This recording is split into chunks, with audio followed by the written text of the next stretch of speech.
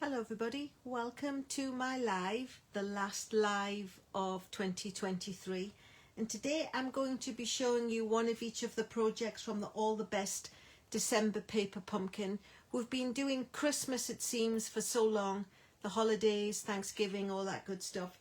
It's quite a refreshing change because obviously once December gets here it's too late to be making holiday items. So it starts off with something nice and blue and springy, and I'm very excited for it. So this is the kit. These are the cards that we're going to make. It actually has a clear translucent box and a belly band that technically you make them all and put them in, perhaps to store them, to give them as a gift, but I'm not going to do that part of it. I mean, it's not very complicated. You wrap the belly band round and secure it.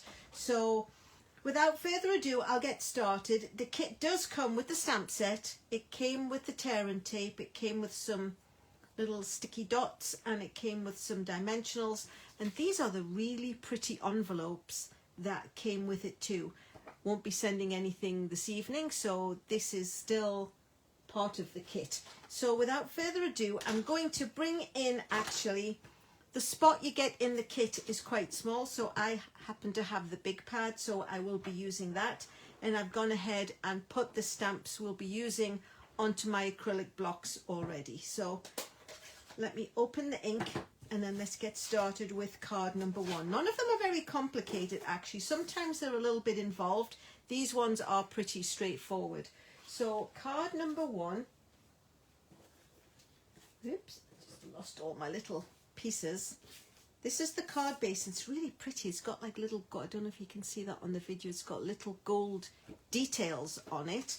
So we'll fold it in half and give it a nice sharp crease, and then we will bring in one of these other punch outs. There's an awful lot of them.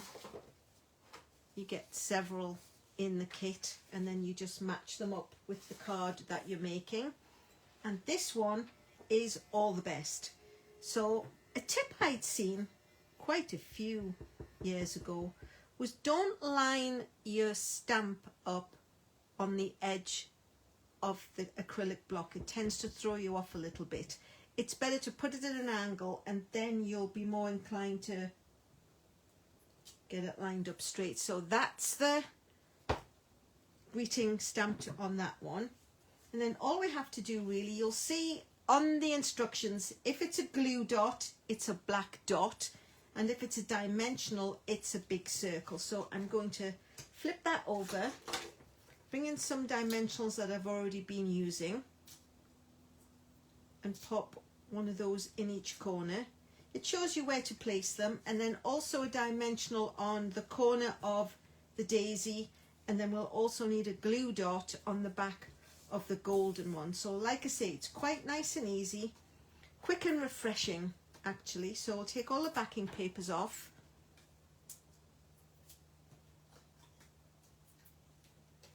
and pop that in the middle. And then because this is already raised, we don't want to raise the dandelion even further. So if we put the dimensional off to one side, it can just butt up against the side of that. And then the glue dot on the back of this one, I already went and put it on just for speed of the video. And then we'll pop that into the place as it pretty much shows. And then these are the lovely little bling, the blingy blings, which I seem to have misplaced. So we will bring in the stylus and you can see where they are. So 1, 2, 3, 1, 2, 3. So we'll pop one just underneath. Whoops. Oh my goodness me.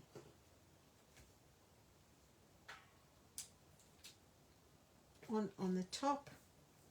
And let's put no, I think they're all pretty small.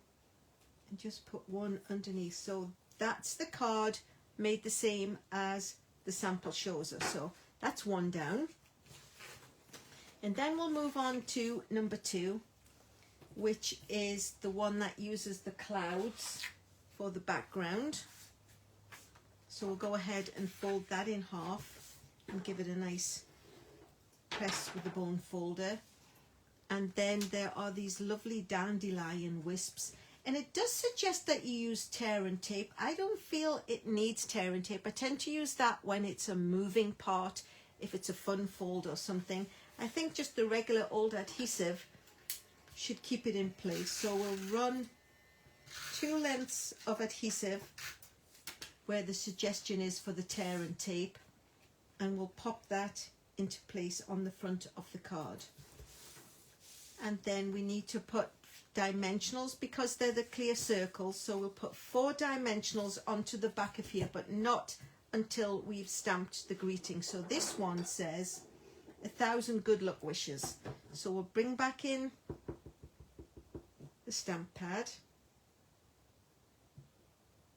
stamp 1,000 good luck wishes onto the piece, and then we can quickly pop the dimensionals where it's suggested they go on the back. So it's ready. And then the dandelion, they've got 3 dimensionals on the dandelion, so I've already put those on. And I thought I would go ahead and put the flower on first. It looks like I don't know whether the order suggested that you put this on first, but I'm going to pop that into the middle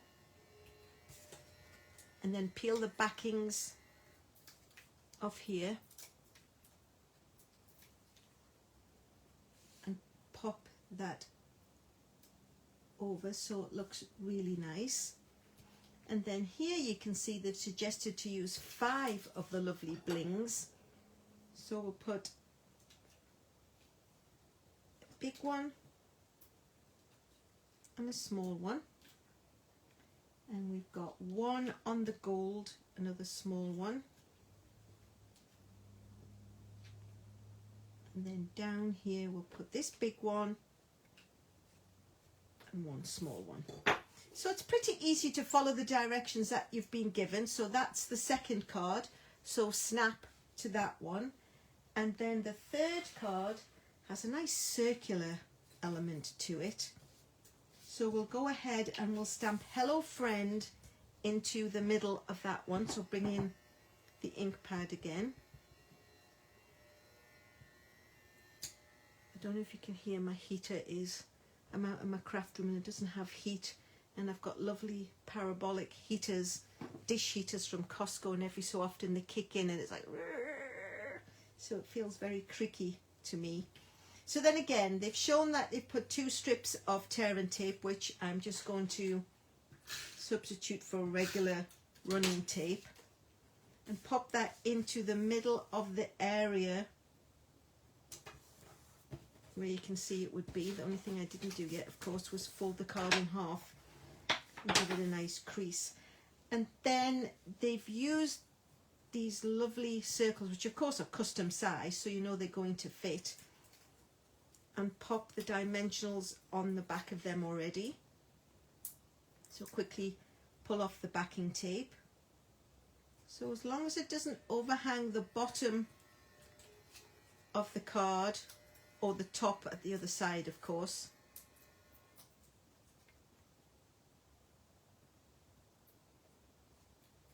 There we go, that's pretty impressive. And then we'll go and follow the directions for the bling. I had to hunt quite hard actually to find these ones. So, go back. So there's 1, 2 for that one.